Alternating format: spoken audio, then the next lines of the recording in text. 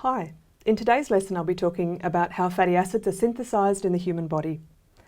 Now, many tissues actually have the capacity for fatty acid synthesis, but the process mainly occurs in two tissue types, and they are in the liver and adipose tissue, or fat.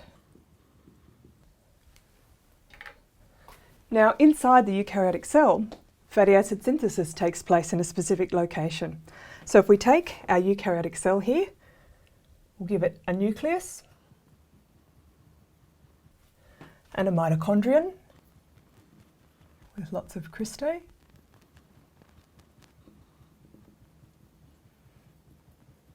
And we'll also label the cytoplasm.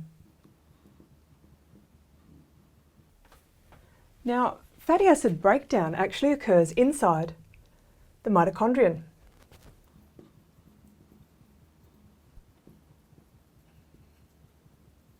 Whereas fatty acid synthesis takes place inside the cytoplasm.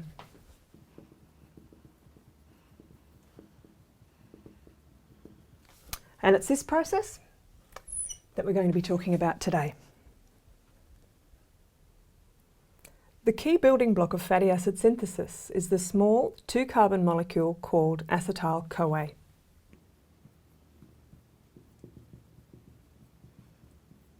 Now, acetyl-CoA is a key intermediate in many biochemical pathways, and it's also the end product of fatty acid breakdown. So in today's lesson, I'm going to be showing you how this building block is linked together in the overall process of fatty acid synthesis to produce a 16-carbon fatty acid called palmitate.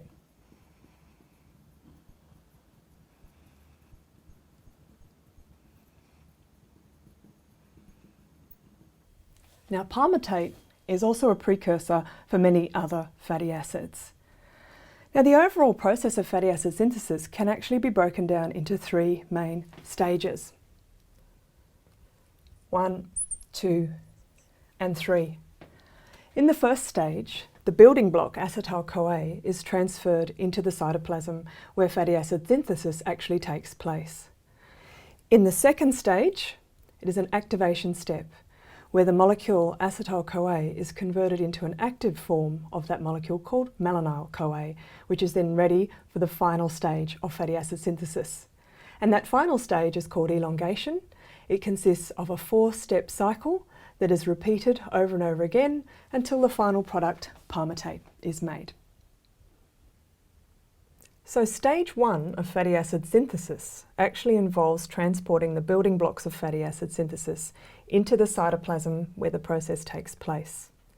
So as we've already established, acetyl-CoA is the building block of fatty acids. But acetyl-CoA is actually formed inside the mitochondrion, which is not readily permeable to acetyl-CoA. So what happens is acetyl-CoA actually combines with another molecule called oxaloacetate to form citrate. So citrate can move outside the mitochondrion into the cytoplasm. And there it is broken down back into free acetyl-CoA and oxaloacetate. So our building block of acetyl-CoA is ready to undergo the process of fatty acid synthesis. So to summarise stage 1, citrate carries acetyl groups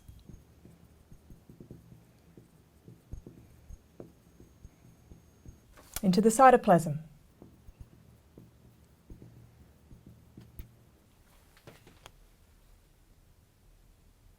Now, stage 2 of fatty acid synthesis is actually an activation step. And in this step, the 2-carbon acetyl-CoA molecule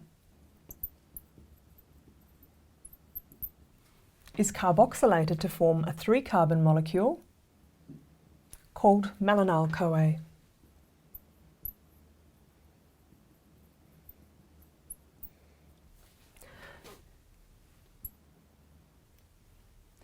Now, This is actually an irreversible two-step process, and it's catalysed by the enzyme called acetyl-CoA carboxylase.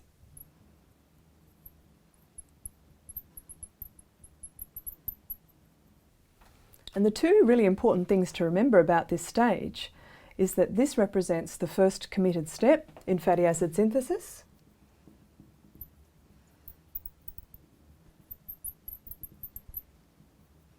and that acetyl-CoA carboxylase is the key regulatory enzyme in fatty acid synthesis.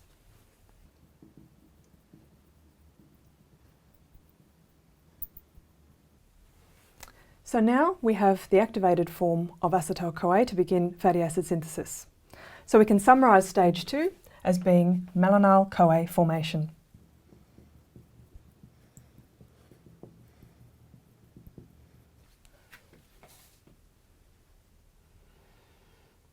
The third and final stage of fatty acid synthesis is called elongation.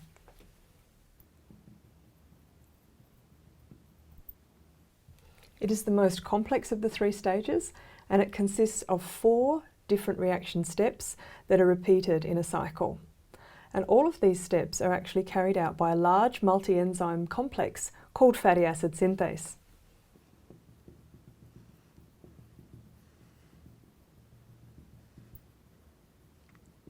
Or FAS for short. So in the first step of elongation, our active malonyl-CoA molecule is actually joined with another acetyl-CoA molecule, and this condenses to form your 4-carbon molecule. This step is called condensation. And in this step, a carbon dioxide molecule is lost. After condensation, there are 3 more steps in the cycle, and they are called reduction, dehydration, and another reduction. Now in the dehydration step, a water molecule is lost.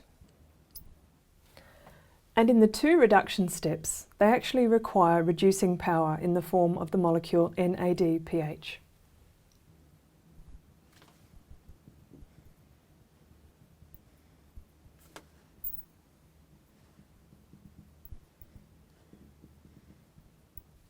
And this reducing power is required because this is an anabolic process. So all of these steps in the overall elongation cycle are repeated again and again until your final fatty acid is produced. So for a C16 fatty acid like palmitate, this series of 4 different steps would need to be repeated another 6 times.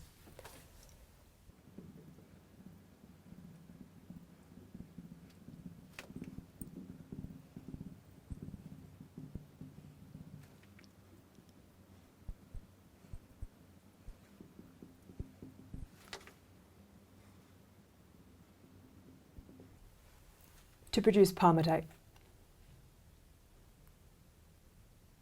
So in your review of this topic, you might like to consider the following 4 questions. Firstly, which of the steps we've discussed in fatty acid synthesis actually require ATP?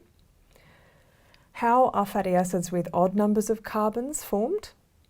Can you write down the net stoichiometry for the reactions that we discussed that form the 16-carbon fatty acid palmitate? And how are double bonds introduced to form unsaturated fatty acids?